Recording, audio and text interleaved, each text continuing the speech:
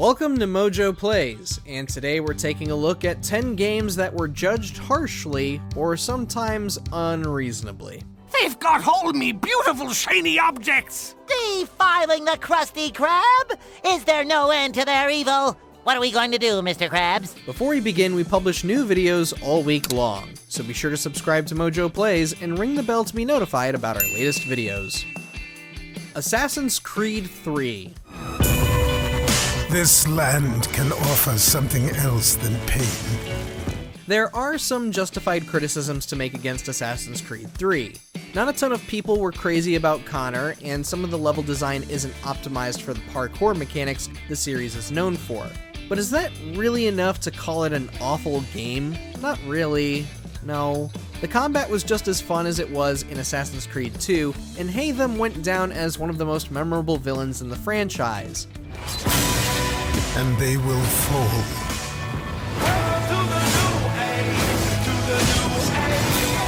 We ranked it at number 11 on our list of every Assassin's Creed ranked, and we would argue that's still a solid spot for a game like this. Some folks, they really gotta chill with the hate.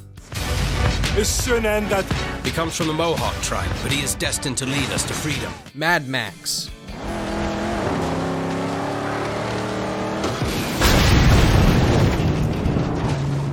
You know, some folks accuse us of complaining too much, or whining whenever we criticize their favorite games. No, the hullabaloo surrounding Mad Max is straight up whining and complaining. Many gaming outlets complained about the game's world being empty or even filled with too much sand.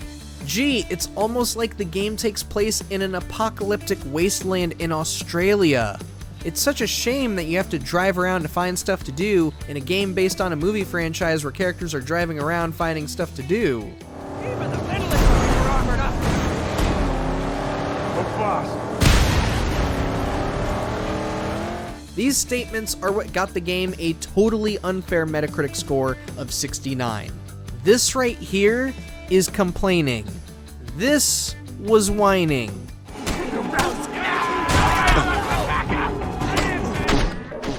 Days Gone. You got a little problem here. See, they can smell your blood from all the way down there. What are you supposed to feel like? Huh? Torn apart? In the case of Days Gone, both gaming outlets and Sony themselves are to blame for the game's failure.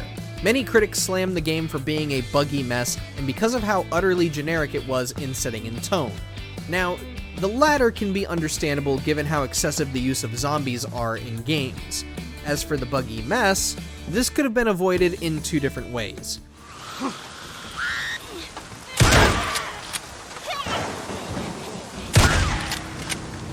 First off, Sony sent out review copies almost an entire month before launch, leading reviewers to play an outdated version of the game, and, by the way, reviewers, also pushing out their reviews at the embargo date the second it lifted.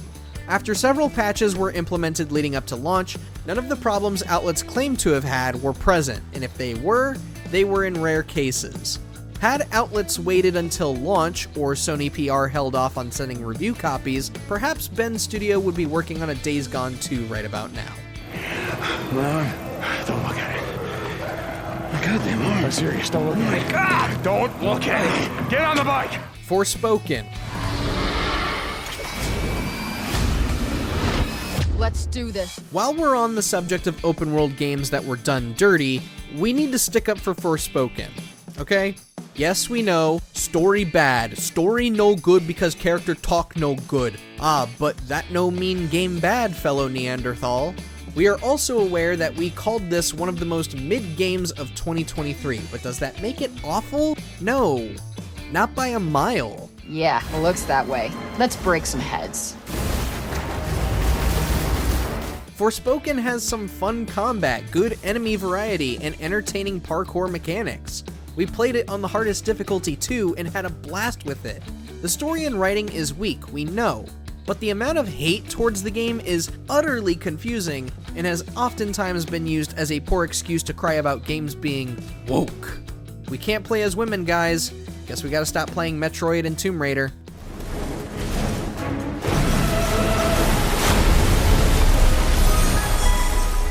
Starfield.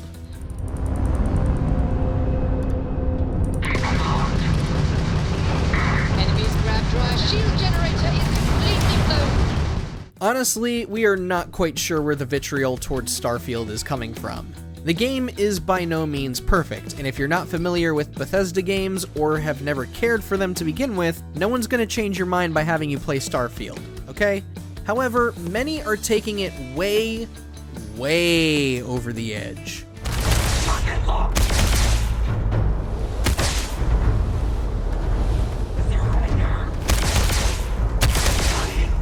Maybe it's because this was the biggest launch of 2023, but it is just so bizarre how many people came out of the shadows to kick and scream about 2-second loading screens or, heaven forbid, the inclusion of pronouns.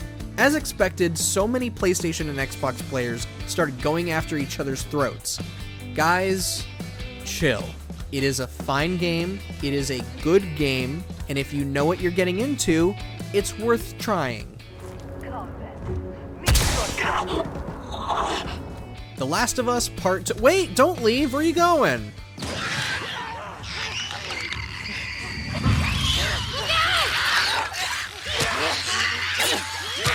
Now, we totally understand some of the criticism towards The Last of Us Part 2. That whole section where you play as Abby was really divisive, and many players felt it messed with the pacing of the game, myself included. Those of sound mind and body would either agree with that sentiment or come up with a compelling and detailed reason for why they feel different.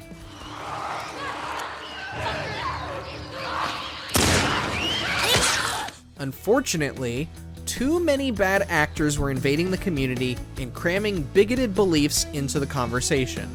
From Ellie's orientation to Abby's role in the story, the discourse surrounding the game from a large portion of the community was nothing but toxic, which is a real shame.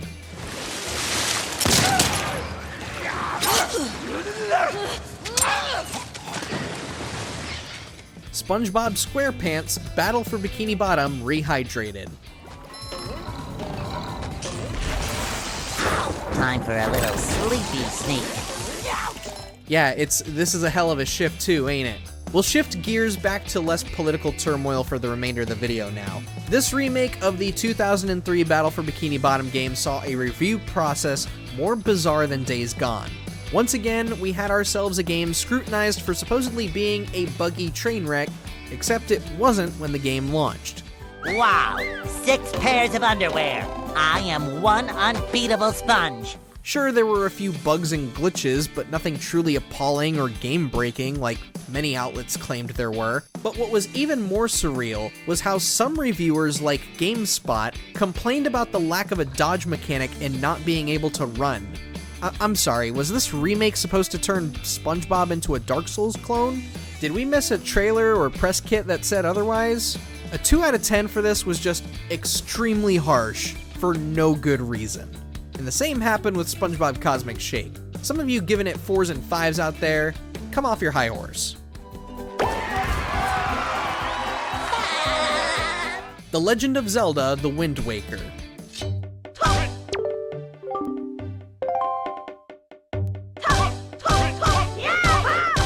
It is really, really funny how so many Zelda fans swear by Wind Waker today and pretend that they were so excited for the game back in 2003. We're sure some of you out there were, but the older crowd remembers a vastly different attitude from the Zelda fandom. Prior to its launch, many lamented the game's cartoony visuals, often using the phrase "Zelda" as a knock against it.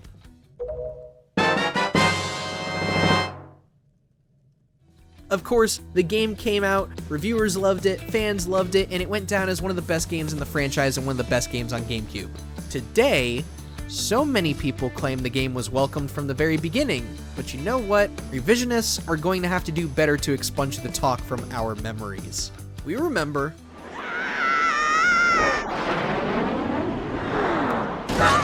Marvel's Midnight Suns. It's on. You're damn right we're going to talk this game up again. It's the least we can do for leaving it off of our top 10 games of 2022. Marvel's Midnight Suns is a far better game than most people gave it credit for. Are there problems with the Abbey and the never-ending wave of Hydra reinforcements? Of course, but that is not what most folks were complaining about. No, so many people dismiss this game because how dare they make half of the game revolved around cards. The presence of cards was apparently too revolting for some to give it the time of day, regardless of the deep systems around it. Alright, fine, cool. We'll remember this in 10 years when people start asking why we never got a Midnight Suns 2.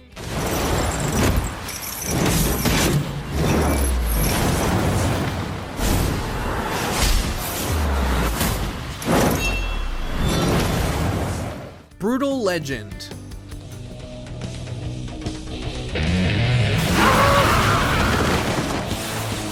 Much like Marvel's Midnight Suns, Brutal Legend was unfairly shunned by a wide variety of players.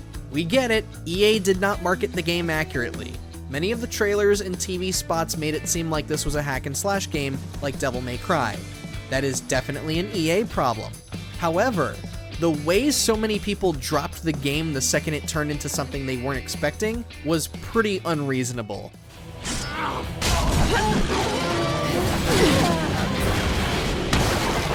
Follow me! This is why you don't let just trailers and TV spots do the talking. Go watch gameplay, go look at articles, go look at reviews, interviews, etc. Dude, why aren't we getting a sequel to Brutal Legend? Well, because of picky tastes and consumer behavior.